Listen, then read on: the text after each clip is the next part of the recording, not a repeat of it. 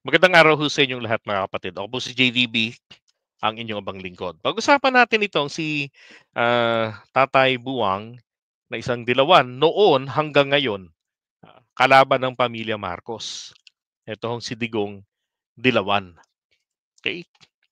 Now, kasi naalala ko lang dati nung na-figure out ko na ito palang ating dating Pangulo ay isa sa kampo ng mga dilawan. Sapagkat ang Partido Dilawan, tatlo ho. Ha? Ang kilalang-kilala sa lahat ay ang Liberal Party.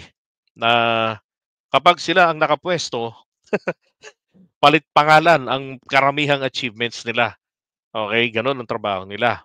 Tapos merong isang, at ito rin, yung time na yon, kalaban ni McCoy. 'Di ba? Tapos meron pa silang isang partido na nabuo noong 1978 ay itinatag ang laban. Ang nagtatag nito ay si Ninoy Aquino. And then yung padapa ay si Partido Demokratiko Pilipino, PDP, ay si Nene Pimentel na tatay ni Coco. Ang layunin ng dalawa, 1980 yung kay Pimentel eh. Layunin ng dalawa is to oppose si Marcos Sr. kay Apolacay. No, yun ang layunin nila. 1983, they merged together as one party. Yan, PDP laban. Tapos,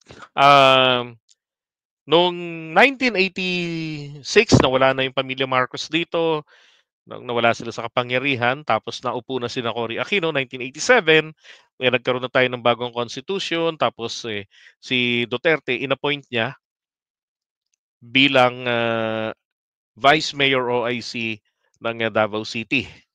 Yon. Inappoint ni Cory Aquino. At bakit po siya ang inappoint?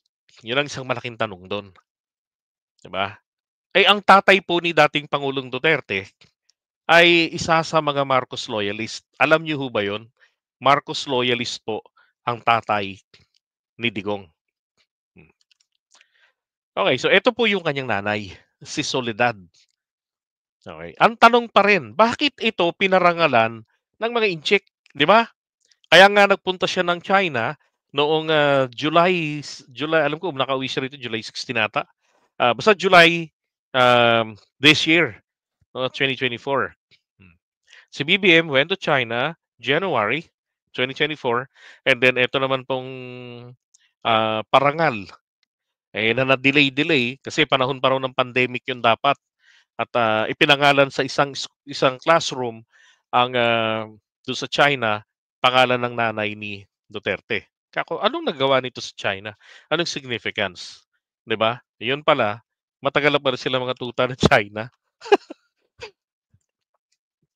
Ito yung sinasabi ni Duterte, no? Nanay ko was one of the 3 or 4, 5 marching down the streets of Davao during martial law, in the dark days of martial law. Ang nanay ko led the Yellow Friday sa babae. Sabi niya, ang nanay ko was one of the 3 or 4 or 5 marching down the streets of Davao during martial law. In the dark days of martial law, ang nanay ko led the Yellow Friday sa babae sa Davao.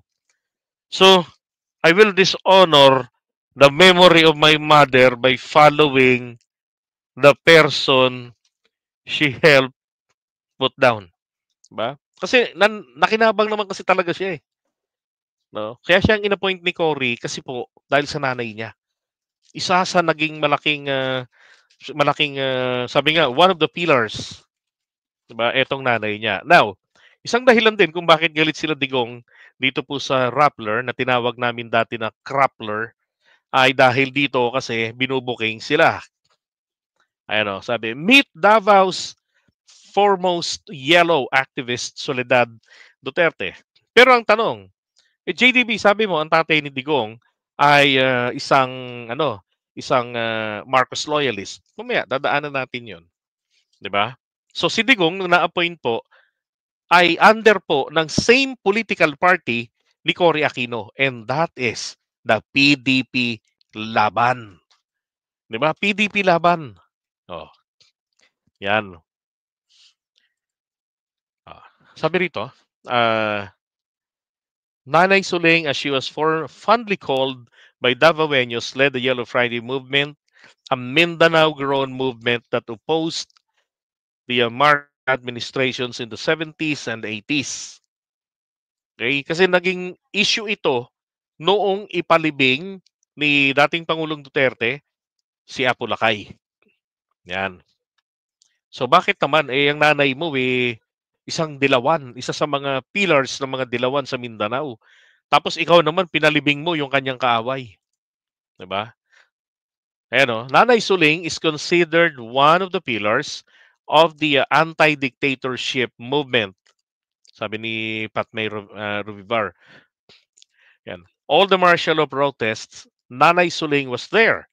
She was like the mother of the activists here because she saved them from getting caught by the military. Okay, siya yung tagapagtago. Okay? Now, ito pa, The Loyal Son. Yan. Sabi rito, ironically, ito yung pruweba kong Marcos loyalist ang tatay ni Digong. Ironically, Vicente was one of Marcos cabinet members and was a known Marcos loyalist. He was tapped by Marcos to head General Services, a position equivalent to today's Interior Secretary, yung DILG. Yan. So, ito ho kasi si Vicente, si Inte, namatay siya noong 1968. Okay? Namatay siya 1968. So si McCoy, matanda, naging presidente 1965, right? Tama. So 3 years later, namatay. Meron siyang 5 anak at isa nga po ron si Digong. Tapos yung kanyang asawa, naging anti-Marcos nung panahon nagkaroon na ng martial law. Now, kung di ako nagkakamali, itong kampanyang ito, 2010 ito o 2013. Di ba? Ano yun? Oh, siya ba ang founder ng Gabriela? Tingnan nga natin. Google. Founder of Gabriela. Ang Gabriela party list sa mga ano yan? Sa mga komunista to. Hindi po. Wala yung pangalan niya doon. Wala yung pangalan niya. Itong Gabriela Women's Party ay naitatag noong 1984. Okay, at saka noong 2003 bilang isang party list na.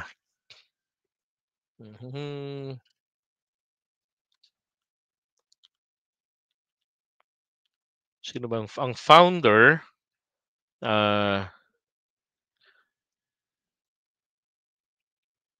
It was an alliance. Okay.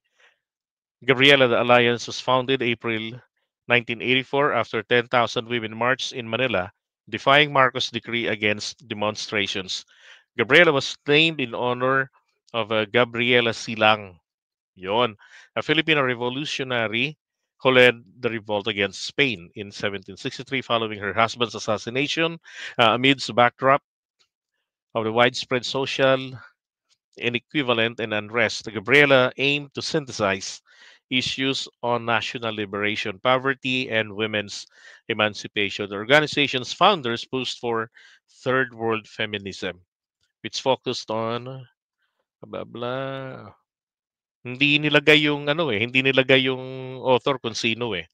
Pero wala ritong wala hong nakaano na Duterte or Suling or Soledad. Okay, so wala po. Wala siyang kinalaman. Okay. So, ito ho yung isa sa mga pictures noon.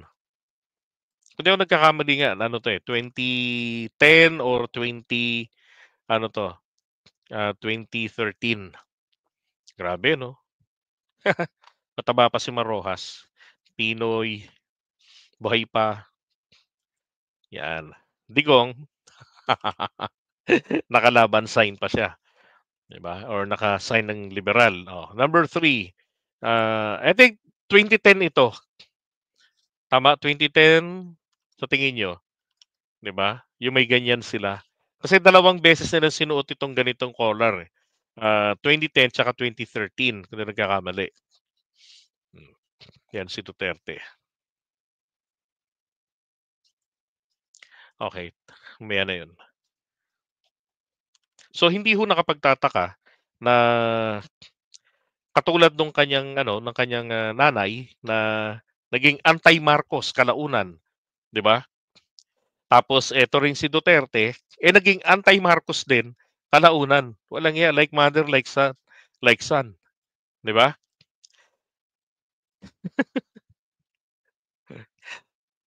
Naalala ko kasi dati may mga nagsasabi na papaano mo nasabi na si Duterte ay isang dilawan, 'di ba?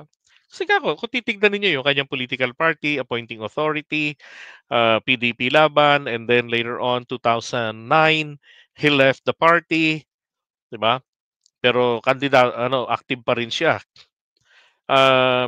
Palagay ko kaya pinangalan dun Kisuling, yung isang lugar dun, dahil po sa kanilang malalim na koneksyon sa mga Chinese.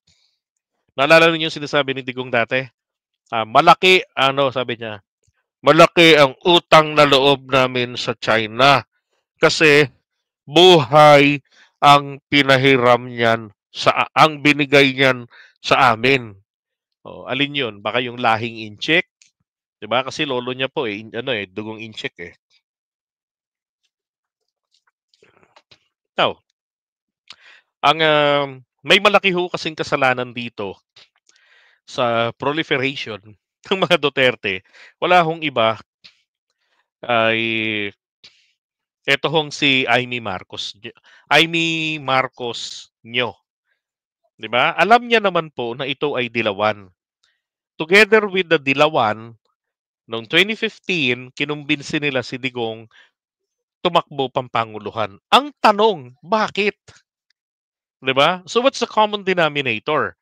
Si Amy Marcos Nyo, mga loyalist, ay um, maka-China. Si Duterte, maka-China rin. That's the common denominator.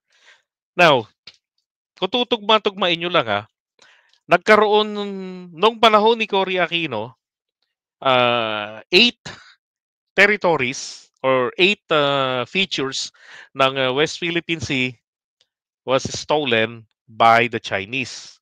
'Di ba? 1988 'yon. At kunwari hindi nila alam, wala silang reaction. Oh. And then kung di ako nagkakamali rin, ang China rin ang isa sa mga o ang Hong Kong ang isa sa mga unang-unang nag-recognize sa revolutionary government ni Cory Aquino after uh, ousting the Marcos regime. Ngayon, yan pong de facto government, no, si Macoy ang de jure government. Kaya lang he was ousted or it was ousted. Now, yung kay Cory was a de facto government or impacto government. Kinakailangan po itong ma-legitimize. Kailangan meron pong bansa na magre-recognize sa kanya. Oh. At itong Hong Kong, yung Hong Kong, China, yan ang unang nag-recognize sa kanya. Okay? So doon pa lang makikita mo na yung relationship Nasa likod nila And then Gloria Arroyo after Ramos, 'di ba? Kasi si Ramos isa rin itong sa maka-China rin Sabi nga nung kasama ko sa Lupon, nung buhay po si Ramos noon, sila yung mga talagang panahon pa ni Macoy na mga nagbabantay sa West Philippine Sea. Ang ginagawa nila, iniikot po nila yon panahon ni Marcos. Wala silang ginawa kung hindi maglagay ng pangalan doon sa mga features. Yon. Nung dumating si Ramos, tinerminate silang lahat. Lahat as in tinerminate sila. Ang ipinalit, mga taga Pangasinan din ng mga kamag-anakan niya. Tapos nawala sa kanya yung isang feature, 'di ba? Yung Mischief Reef. Oh. O sa Tagalog yung Panganiban Reef na malapit sa Ayungin Shoal. Now, ito naman po, pagpasok ni Gloria Arroyo na isa ring atuta ng China, 'di ba? So, nagkaroon sila ng GMSU na agreement, yung Joint Marine Seismic Understanding, 'di ba? Na hindi nag-prosper. Tapos, recently lumitaw sa Supreme Court decision na ito po ay unconstitutional yung ginawa niya. Kasi ron sa 60/40 provision. Now, ito naman, nung panahon ni Duterte, pagkatapos ni Pinoy, kasi Pinoy was the real anti-China, si Pinoy. Ang problema lang, may mga tauhan sa administrasyon ni Pinoy, may mga taga-LGU na korap. Nagbebenta ng lupa sa China na ginamit nila ng mga incheck para makabuo ng artificial islands. 'Di ba? Ngayon, nung time ni Duterte, nako, ayaw nang ipaglaban yung ating karapatan sa West Philippine Sea. Kahit na sa panahon niya dumating yung landmark decision, nako, yung arbitral ruling, ayaw niya, kinagalit niya pa yon, 'di ba? So, talagang makikita mo yung connection nila sa China. At talagang siya mismong sinasabi niya na siya'y talagang kaibigan ng China. Oh. So, anong makikita natin dito, 'di ba? Yeah, that's correct. Yung Horizon Project, military modernization, nag-umpisa kay Ramos. Natapos ba kay Ramos? Nag-umpisa lang, 'di ba? Pero hindi po gano'n ka-significance yung nagawa niyang project na 'yan. Pero credit sa kanya 'yan, 'di ba? Ang bagal nga niyang modernization na 'yan, eh. Inabutan pa ni PBBM, eh. Eh, dapat Gloria Arroyo pa lang tapos na 'yan, eh. Hmm.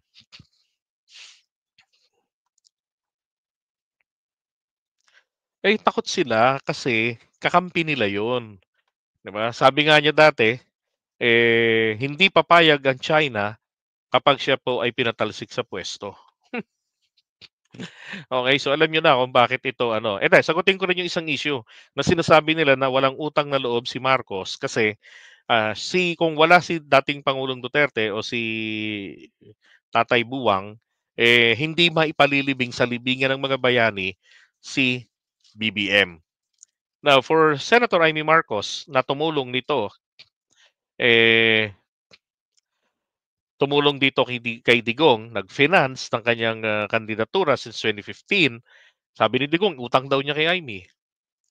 Alam niyo ho, kahit hindi po ipinalibing ni Duterte 'yon, kahit hindi niya sinunod yung utos ng Korte Suprema, darating at darating na maipalilibing mismo ng kanyang sariling anak, 'di ba? Nito ni ano, ni PBBM, si Apo Lakay. At yun nga po sana yung mas maganda. Oh. Now, etong kay Digong, pinayagan niya yung pagpapalibing o pinalibing niya talaga kasi nga bahagi ng ano 'yan, ng kanyang, utang na loob dito sa mga Marcos. Na siyang nagdala sa kanya sa pedestal, 'di ba, nakilala sa ano, after na manalo niya, hmm, nakilala siya ng buong mundo, ng buong Pilipinas. Hmm. Ngayon nung si BBM na yung presidente, ang gusto naman ni Digong, maging tuta niya, na sunod-sunuran o puppet niya, o rubber stampad kumbaga si PBBM. Ang kinagagalit nila talaga kay BBM yung hindi ito napapasunod sa kanilang mga gusto. Proteksyon laban sa ICC, 'di ba? Pagsulong ng interes ng China, kaya nga sabi niya, yung nasimulan niya, mga agreement, international agreement with China, dapat daw po sabi niya, irespeto ito or else reputasyon or integridad ng bansa ang nakataya. 'Di ba? Yung mga kataksilan ng katulad ng gentleman's agreement, yung status quo, 'di ba? Yung sa Scarborough Shoal, yung kauna-unahan November 2016 na temporary extraordinary arrangement na kung saan hindi tayo magsasagawa ng patrolya sa within 12 nautical miles mula sa dalampasigan ng Scarborough Shoal na naagaw nila nung panahon ni Pinoy noong 2012. And then ganun din sa himpapawid nito. Hindi tayo magpapatrolya, 'di ba? Tapos si Digong, inutusan ang Navy natin na huwag magpapatrolya sa West Philippine Sea. Talagang none at all, 'di ba? Para ano, para maagaw lahat ng features do'n. Kaya lang ating AFP hindi ho pumayag. Kaya nagkasundo sila kahit once a month mag-aano sila, magpapatrolya. Hmm.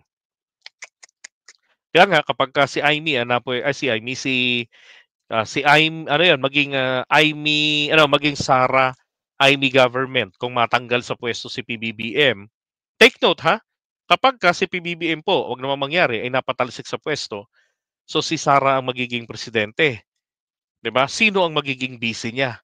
Ang sabi ng Constitution, puwedeng pumili, mag-nominate ang presidente kung sino magiging kanyang vice. Sasang-ayunan by majority votes ng voting separately ng Senado. So 13 senador, tapos 150 mahigit na mga kongresista. Oh. So malamang sa malamang ang pipiliin diyan ni Sara si Imee. Kasi birds with the same feather, 'di ba? Flocks together. Hmm.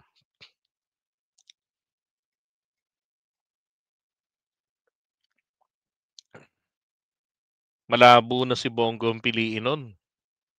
May alitan si Sara tsaka si kay Bongo. Nung panahon ni Duterte sa Malacanang, silang mga magkakapatid po, hirap na makausap ang tatay nila. Kasi kailangan nilang dumaan sa Julalay kay Bongo. Siya ang gatekeeper. Ayaw ni Sara. Ayaw rin ni Sara sa mga taga-PDP laban. Kasi sabi niya dati, I don't know kung ganun pa rin stand niya, pero hindi siya pumupunta sa grupo na yan eh. Maski ngayon eh, di ba? Ayaw niya na maging bahagi ng buhay niya ang mga PDP laban. Oh. Ah, tingin niyo si Aling Maliit? Pwede rin, di ba? Depende yan. Ako tingin ko si Imee ang pipiliin niya. Okay. So, iwan na po muna natin ito si Digong Dila.